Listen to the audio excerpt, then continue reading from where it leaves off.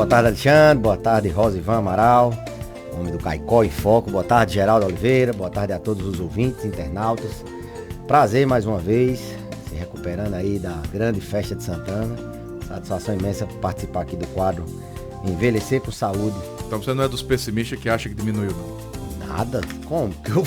Eu fui quase de pés pra festa de Zezo. Cheguei lá, era juro aqui pra Deus, deixei ali na imediação do varanda do Penedo.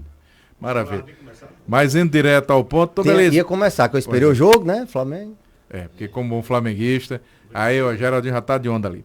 Mas, Tom Belizo, o mês de agosto, dentre outras celebrações, marca também o chamado Agosto Azul Vermelho, que alerta a população sobre as doenças vasculares. É uma preocupação também para os idosos? Sem dúvida, é o mês azul vermelho. Isso. Doenças vasculares, né? Nosso organismo, ele é distribuído com o sistema circulatório. Aliás, o sangue da gente passa pelo sistema circulatório, pelas veias e artérias, né? Leva sangue e traz sangue para o coração, que é quem bombeia esse sangue. Então, todos os órgãos, teoricamente, um ou outro tecido não tem, como cartilagem, mas a maioria dos órgãos eles têm circulação, tem veias e artérias. As doenças que mais matam são as doenças cardiovasculares, ou seja, o problema está no vaso, na artéria, no endotélio. Então, prevenir doenças vasculares é prevenir doença cardíaca, doença cerebral, doença no rim, todo canto que tem circulação, você tendo um vaso bem saudável, você tem mais saúde. Lembrar que o infarto é uma obstrução de um vaso, de uma artéria no coração. O AVC é a obstrução de um vaso, o AVC isquêmico, no cérebro. O AVC hemorrágico é a ruptura desse vaso no cérebro. Então, passa pela circulação. Então, é uma época da gente cuidar da nossa saúde vascular também. E aí, a gente tem que se mexer, fazer atividade física, ter uma alimentação saudável, todos aqueles fatores de risco que são elencados para o coração, são também fatores de riscos vasculares. Entretanto, a gente tem algumas doenças que são tidas como doenças vasculares, são aquelas doenças das veias das pernas ou das artérias das pernas. A gente sabe que quando se fala em saúde vascular, a gente fala também dessas doenças circulatórias das pernas, né? As veias quebradas, varizes, né? Que não só são problemas estéticos. A gente fala de doença nas artérias dos pés. E à medida que a gente envelhece, como eu sempre digo, não é só o cabelo que fica velho, fica branco. Inclusive hoje o amigo Alexandre está ficando mais experiente, mais um ano de vida. Meus parabéns, Alexandre. Envelhece também os vasos, envelhece a veia, envelhece a artéria. Então a gente tem um envelhecimento que consigo leva alterações relacionadas à idade. Às vezes elas tendem a ficar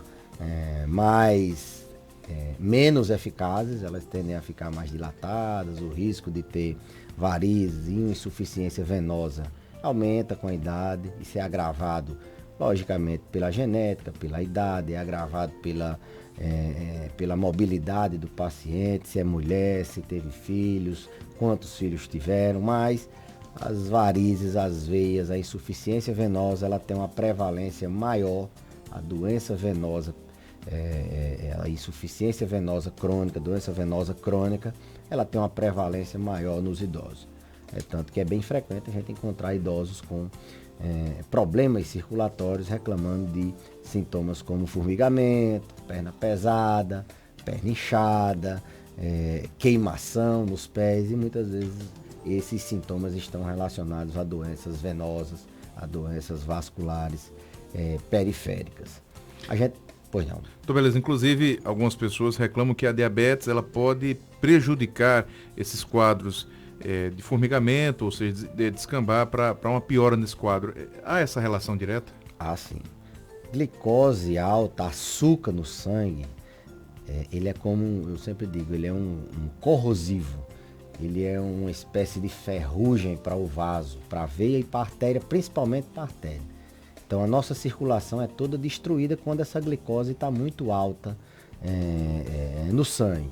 Então, à medida que o tempo passa, níveis altos de açúcar no sangue, eles vão destruindo o vaso, vai levando ao que a gente chama de vasculopatia diabética.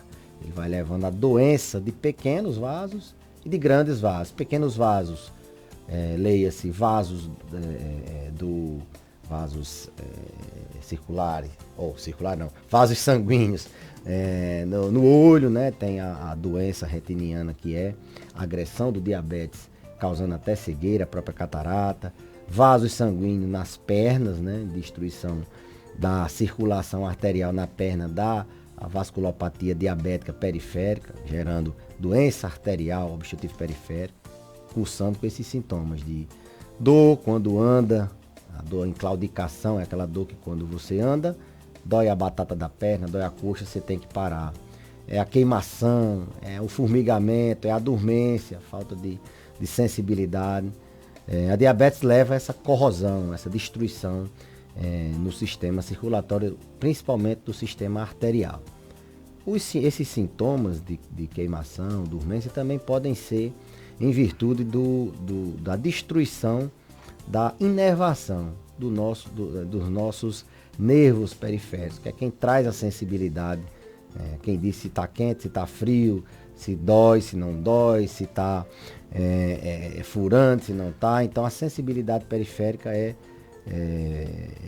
via terminações nervosas desse sistema nervoso periférico, que é também agredido pelo diabetes, pela glicose, pelo açúcar alto no sangue, e dá sintomas parecidos. Então a gente pode ter o diabetes gerando a vasculopatia, ou seja, a doença na circulação, ou a neuropatia, que é a doença no sistema nervoso periférico, nas terminações nervosas. Ambas cursam com características distintas, algumas, mas podem ter sintomas parecidos, como dormência, queimação, falta de sensibilidade, dor ao caminhar, ao deambular, fazer algum esforço. Então, resumindo a relação do diabetes com doenças vasculares, é que a diabetes ela destrói, ela corrói os vasos sanguíneos. Como a gente tem circulação, tem vaso sanguíneo, tem artéria, tem veia no corpo todo, inclusive nas pernas, então as pernas sofrem também. Vamos às perguntas. 3421-2270, dona Maricô. Velhice, eu queria saber, Velhice, que minha glicose deu 107, e eu estava em jejum, já é diabética. Eu não como doce, como muita massa, mas eu já parei de comer. Diga aí se já é.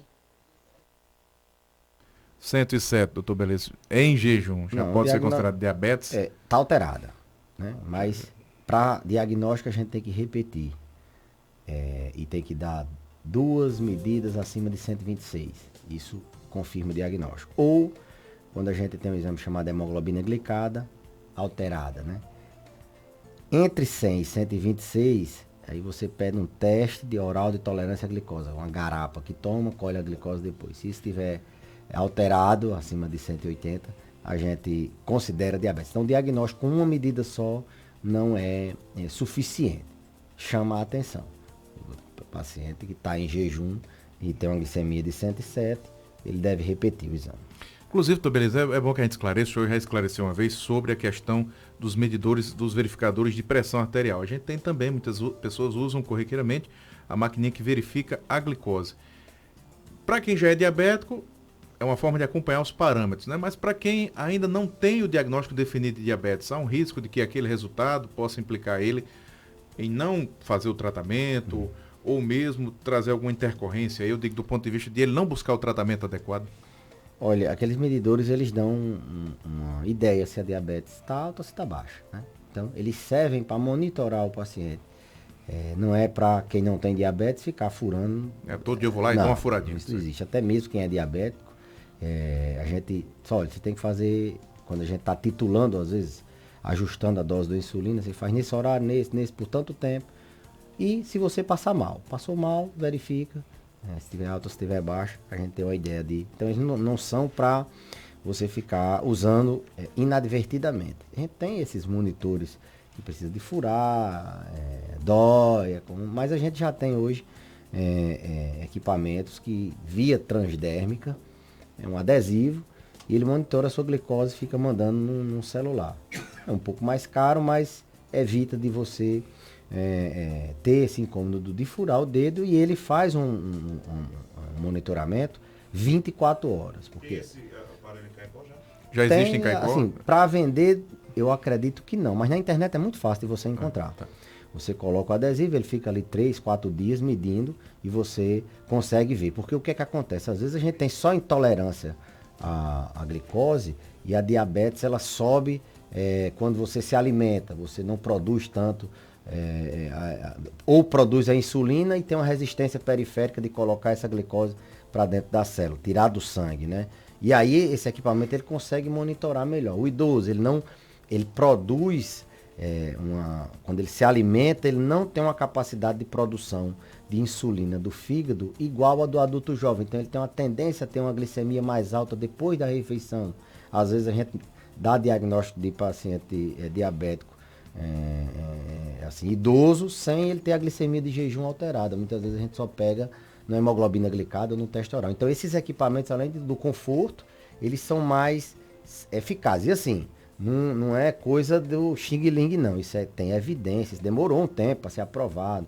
Estudo que comprovam que esses equipamentos é o que há assim, de bem moderno hoje no monitoramento do diabetes, são esses adesivos. Inclusive, dona Maricó, ela tenta, doutor Beleza, para um dado interessante, que ela disse, eu não consumo muito açúcar, mas eu consumo muita massa, ela disse, né, que é o carboidrato.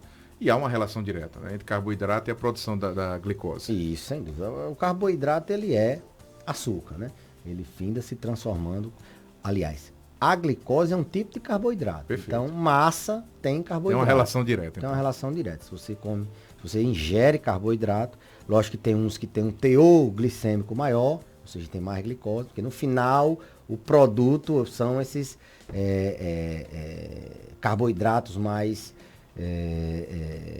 assim, mais puros, assim. A glicose ela é uma molécula mais quando ela se junta em várias outras, ela pode se transformar em sacarídeos, oligosacarídeos, polissacarídeos. Então, a massa, ela aumenta, sim, a glicose, porque ela não deixa de ser um carboidrato.